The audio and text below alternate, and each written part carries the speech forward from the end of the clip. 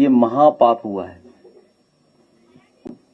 और आस्था से खिलवाड़ हुई है।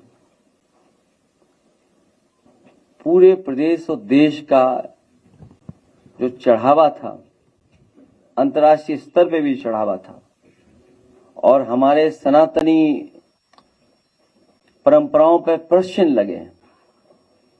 ये बहुत सेंसिटिव है, इशू बहुत सेंसिटिव है। जिस तरीके से पत्रकार साथी और कुछ चैनल भेदभाव करते हैं विपक्ष के लोगों के साथ, कम से कम आस्था और सनातनी परंपरा से भेदभाव नहीं करेंगे, उसे कम से कम सच्चाई सामने लाने का काम करेंगे। आज का जिन्होंने अखबार पढ़ा होगा या अखबार देखा होगा वो जानते होंगे अब तो सोना भारत में ही मिलने लगेगा। तो जब भारत में सोना मिलेगा तो हमारे लिए और आसानी होगी, सरकार को खरीदने में और सस्ता मिल जाएगा। करोड़ों पेड़ लगाने वाले, दावा करने वाले लोग जमीनी को बेच दे रहे हैं और अपने व्यक्तिगत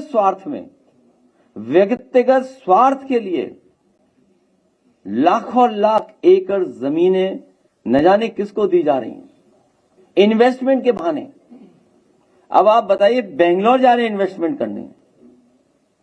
ये बेंगलोर इसलिए जा रहे हैं कि इन्हें पता लग गया है कि समाजवादियों को रामेश्वरम कैफे का डोसा, इडली वड़ा, केसरी बात बहुत अच्छा लगता है। ये डोसा खाने जा रहे हैं।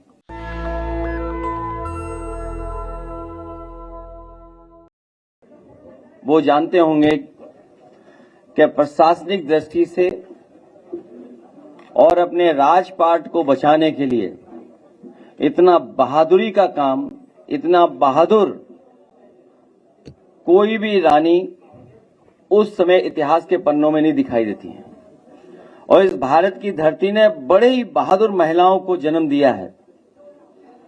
रानी लक्ष्मीबाई हो, महारानी दुर्गावती हो, या हर समाज में, पासी समाज में है, हर समाज से कहीं न कहीं बहुत बहादुर महिलाएं निकली हैं। आज जब हम बलिदान दिवस याद कर रहे हैं उन्हें, तो ये हम लोगों ने तय किया है कि लखनऊ में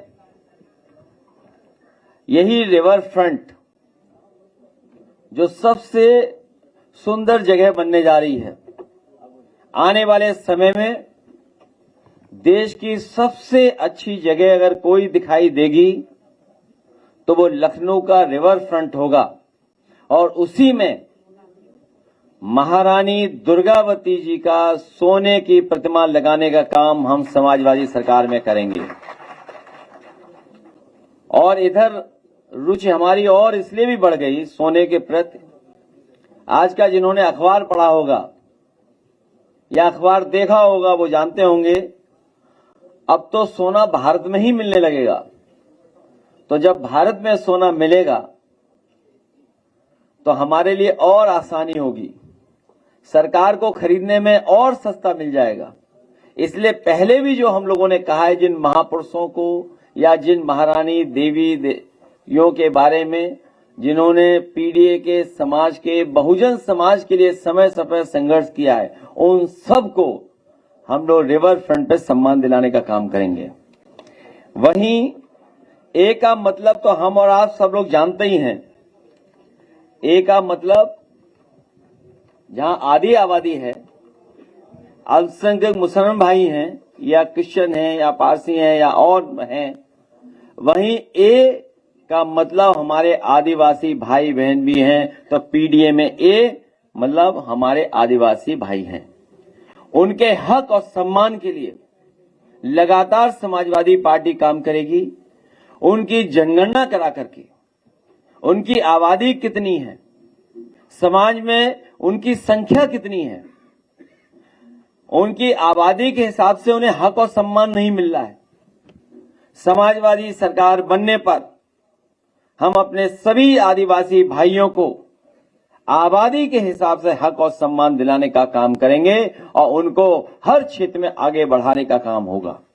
उनकी जो प्रमुख मांगे थीं, गौड़ समाज का प्रमाण पत्र, मैंने कहा कि जिस तरह एम्बुलेंस पहुंचती है उनके गांवों में या पुलिस के लिए व्यवस्था की थी, उसी तरह व्यवस्था करेंगे कि अधिकारी उनके गांव में जाएंगे, उनके प्रमाण पत्र बनेंगे, उन्हें ऑफिसों का चक्कर नहीं काटना पड़ेगा, किसी बिचौलिए का चक्कर काटना नहीं पड़ेगा। आपको क्या लगता है? आप पूछना क्या चाहते हो? Do you see it as an administrative failure? What do you see then? What you see? SIT का मतलब क्या है? शेयर इन थेफ्ट है क्या?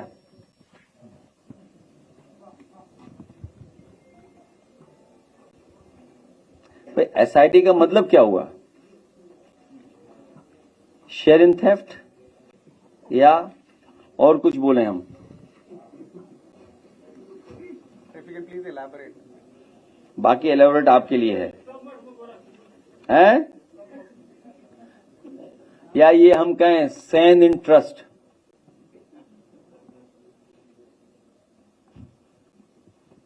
शेयर इन थेफ्ट या कहें सैन इन ट्रस्ट?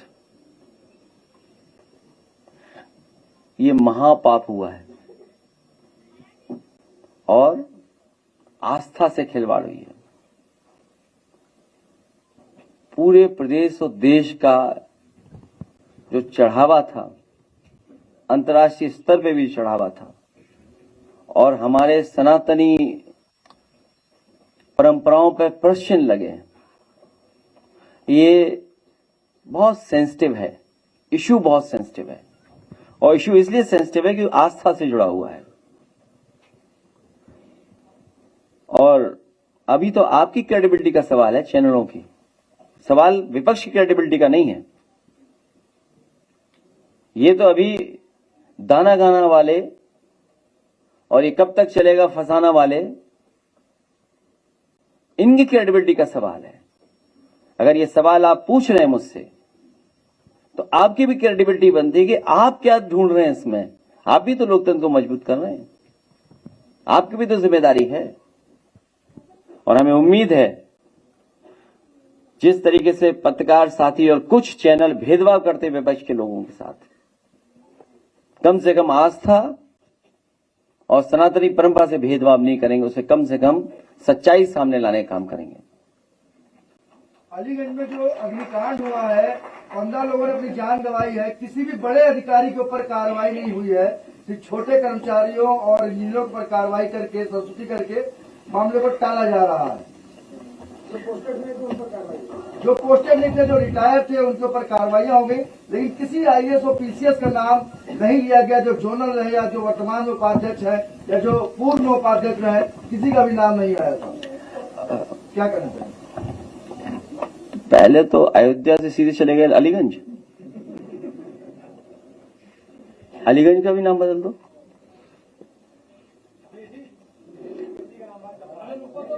तो पहले ये तय कर लो, हमारे पत्रकार साथी विषय में भागो मत। आदिवासी भाई बहनों की बात हमने कह दी कि उनको हक और सम्मान दिलाएंगे, उनके शिक्षा का स्तर बेहतर करेंगे, उनको सम्मान के साथ साथ राजनीतिक सम्मान भी देंगे, राजनीतिक स्थान भी उन्हें मिले, तो उनका समाज एक साथ आगे बढ़ने का काम करेगा। और 10 साल में उनके साथ बहुत भेदभाव हुआ। जो आदिवासी अपने हर परंपरा पे गर्व करते हैं, उन्हें बनवासी बना दिया, वो स्वीकार नहीं कर रहे हैं। और जो भावनात्मक उनका जुड़ाव था जंगल से, जमीन से, जल से, जल जंगल जमीन से जो उनका भावनात्मक लगाव था, उससे भी छेड़खानी कर रहे हैं। एक पेड़ मां के नाम, और हमारी धरती मां है, तो धरती मां के साथ क्या कर रहे हैं खिलवाड़। करोड़ों पेड़ लगाने वाले, दावा करने वाले लोग जमीनी को बेच दे रहे हैं, और अपने व्यक्तिगत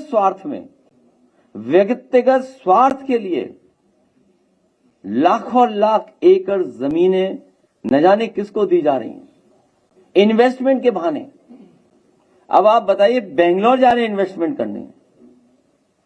ये बेंगलोर इसलिए जा रहे हैं कि इन्हें पता लग गया है कि समाजवादियों को रामेश्वरम कैफे का डोसा, इडली वड़ा, केसरी बात बहुत अच्छा लगता है। ये डोसा खाने जा रहे हैं।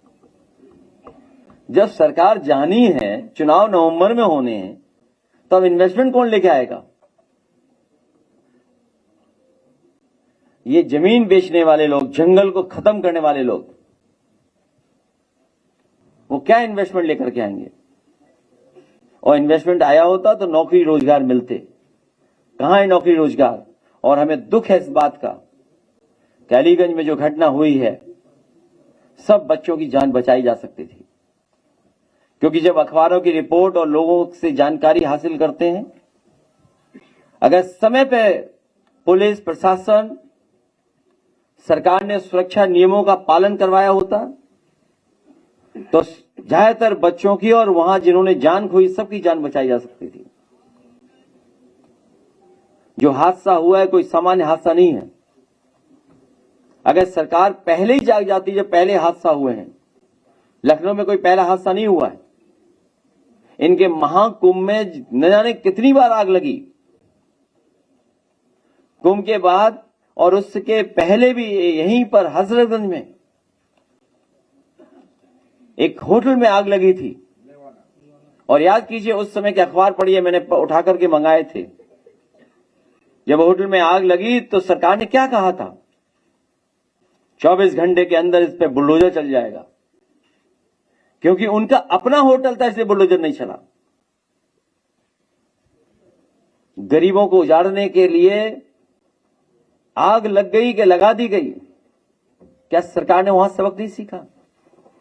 और जो सरकार अकबर नगर के हजारों लोगों को हटा सकती है, किस कानून के अंदर हटा सकती है? तो 10 साल में ये सरकार कर क्या रही थी? सरकार की जिम्मेदारी थी, सरकार ने जिम्मेदारी नहीं निभाई और सही समय पर चीजें हो गई होती तो बहुत सारे बच्चों की जान बचाई जा सकती थी।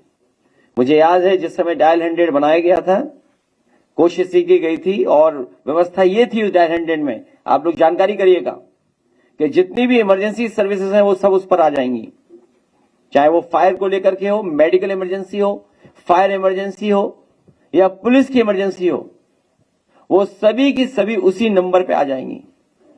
लेकिन इस सरकार ने डायल 100 बर्बाद हो जाए, और अगर डायल 100 और इमरजेंसी सर्विस एक साथ होती और एक साथ एक्शन लेती, सुना है फोन मिलाते रहे लोग, पहले तो फोन नहीं उठाया और फोन उठा भी तो कह दिया कि हम ये काम नहीं कर सकते, हम नहीं पहुंच सकते इतनी जल्दी। जबकि डायल 100 और इमरजेंसी सर्विसेज का समाजवादी सरकार में फैसला ये था कि 3 मिनट और 5 मिनट में वहां पर इमरजेंसी सर्विस पहुंचेगी। आप सोचिए, इनको दीवार तोड़ने के लिए इक्विपमेंट नहीं है इनके पास। सोचिए आप, दावा करते हैं हम अमृत काल में विकसित भारत बन जाएंगे और एक दीवार तोड़ने के लिए हथौड़ा नहीं चला पा रहे। दीवार काटने के लिए इनके पास मशीन नहीं, अगर होगी भी तो हो सकता है इन्होंने उसमें भी भ्रष्टाचार किया हो, इसलिए मशीन नहीं थी या कोई ऐसा नहीं था। दीवार काट करके अगर छत से समय पर दीवार काट दी जाती तो शायद बहुत से बच्चों की जान बच जाती। क्योंकि जो मैं रिपोर्ट्स पढ़ रहा हूं या डॉक्टर्स की जो रिपोर्ट्स आ रही है उसमें यह है कि फायर से ज्यादा दम घुटने से लोगों की जान चली गई। अगर दीवार तोड़ी गई होती छतों से तो बहुत से बच्चों की जान बच जाती, लेकिन फायर और उनके लोग गए नहीं। बच्चे अपने घर वालों से मोबाइल पे बात करते रहे, वीडियो कॉल करते रहे, आओ बचा लो आकर के हमें। सरकार सोती रही, जागी नहीं, और उसका परिणाम हुआ कि हमारे इतने बच्चों की जान चली गई। याद रख, नेशनल दस्तक की आपसे गुजारिश है कि अगर इसको बचाना चाहते हैं तो नेशनल दस्तक को सब्सक्राइब करने के लिए रेड कलर के सब्सक्राइब बटन को दबाएं, फिर बेल आइकन की घंटी दबाएं। नेशनल दस्तक को बचाने के लिए बहुत जरूरी है कि हर खबर को शेयर करें, लाइक करें, कमेंट जरूर करें।